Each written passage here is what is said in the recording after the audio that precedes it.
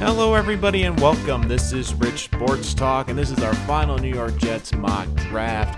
Before the NFL draft kicks off, just going to remind you that when I do this mock draft, I look at Mike Maccagnan's tendencies, I look at what the Jets need, but I also look at what players they are looking at in terms of the draft process, who have they interviewed with, who have they priorly worked out, because I know it's not the end-all be-all, but to me it's like a job interview and it clearly shows interest. So we're going to get right into it. The first pick at number 3, I'm going to say the Jets don't trade down because I don't think there's a team that's going to give them an offer unless Kyler Murray falls to the Jets at 3, but I don't see that happening. I have him going number 1 to Arizona. I have Nick Bosa going number 2 to the 49ers. So at pick 3, the New York Jets get Quinnen Williams, arguably the best defensive player in the entire draft. Now, I know if you're going on need, Josh Allen fits that edge rusher need for the Jets, but here's the thing. Quinnen Williams fits this defense because Greg Williams likes to have a very versatile defense. He likes to move pieces around. He likes to play some 4-6 fronts. And I think you get the best defensive player in the entire draft. Helps the run defense. And he's a good internal pass rusher. The thing, too, is I don't think this team is completely sold on Leonard Williams. They've locked up Henry Anderson. If you get Quinnen Williams, this allows you to potentially trade Leonard Williams or move on from him if they don't want to give him a massive contract like they did on Muhammad Wilkerson a couple years ago and that backfired on them. But Quinnen Williams, you cannot single team this guy. Dominant in the trenches, can get to the quarterback as a defensive tackle, will instantly upgrade that run defense. This is a great pick. And Mike Maccagnan, we've seen this before. Especially in the first round, he will take the best player. And it's worked out pretty well. Leonard Williams and Jamal Adams. The one time he went kind of for fit was when he drafted Darron Lee in the first round, and there's a good chance Darron Lee could be traded during this draft or will not make the opening day roster. In the third round at pick number 4, and I always butcher his name, so I'm going to do this the best I can, Amani Oruwariye, the cornerback from Penn State. Look, it's hard to find 6'2" guys that can run a 4.5 40, especially in the third round, and he fits. I think a lot of teams will look down on him because he's not a good zone corner, but in this Jet scheme, they want big, tall press corners that can press along the outside, play man-to-man, and he fits what this defense wants to do. Great potential here in a starter in round 3. It's very hard to find that. It would be hard to pass this guy up. Look, multiple picks, pass breakups, a long-time star at Penn State. Look, this is what you look for in a big outside corner, and you get it in the third round. To me, this is a steal. And at round 3, pick 30, the trade for Teddy Bridgewater. I don't think they're going to move off from this one. I have them getting Ellington Jenkins, the center from Mississippi State. They've addressed the offensive line, but look, they need a center. Now, I think they might try to trade back in round 1 to get a center in the first round, but I don't see that happening. So they need to protect Sam Darnold. Jenkins is a good plug guy right from day one. This is a guy, he's not the best lateral agility, but I think his skill sets translate well to that center position. And don't forget, this is a guy who's going to have Brian Winters on one side. He's going to have Asamel on the other side at guard. They've improved the guard positions. And since they've lost Nick Mangold to retirement, they've never filled that center void. This is a good pick, I think, for the Jets and a potential starter. So in the first 3 picks, the Jets address their need at center and get a starter on the offensive line. They get a starter in the secondary, and they get a starter and a big playmaker on the defensive line. Now, my last mock draft, I had them trading this pick in the 4th round, but I have them keeping it here. And for their 3rd pick in the 4th round, I have them getting Ja'Kai Polite, the edge rusher from Florida, who's one of the most intriguing prospects in this entire draft, but reports came out that they brought him back for another workout this week. Now, here's the thing. Polite had 15 sacks in college, has great tape, a great burner off the edge, and people are going to say, well, why isn't he a 2nd-round pick or a 3rd-round pick? But here's the thing. It has not been a good draft process. He's had bad interviews, according to reports. He ran a 4.84 in the 40, but I attribute that more to a bad hamstring he's had. He's put on some weight. But if you look at the tape, and to me, I look at the tape before I look at the draft. Look, you can be a bad interview if you're an edge rusher. I don't care about your interview.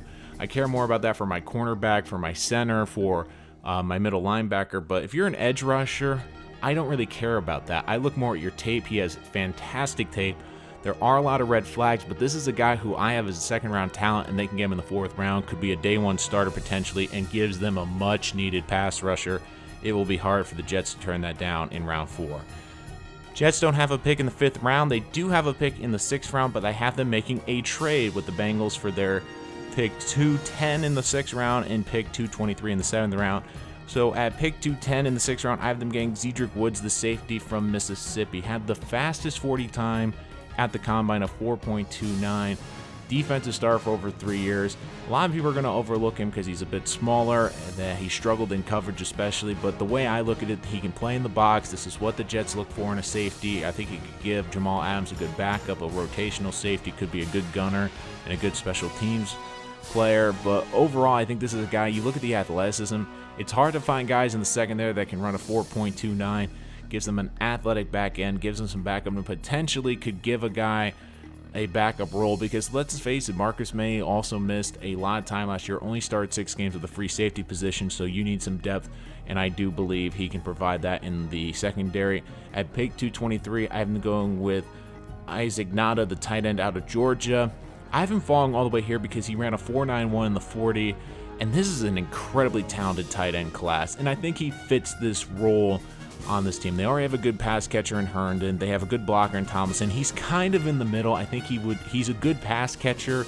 Reminds me a little bit, and I know this is not the best example, but Jason Witten at the end of his career, even though Jason Witten was incredibly slow, and he's a guy that can find seams in the zone, can find nice spots to sell, and he's got very good hands despite not having great speed. He's not going to be an explosive tight end. He's more of a matchup, but he gives the Jets a nice backup and role position tight end and a guy that can line up in the slot.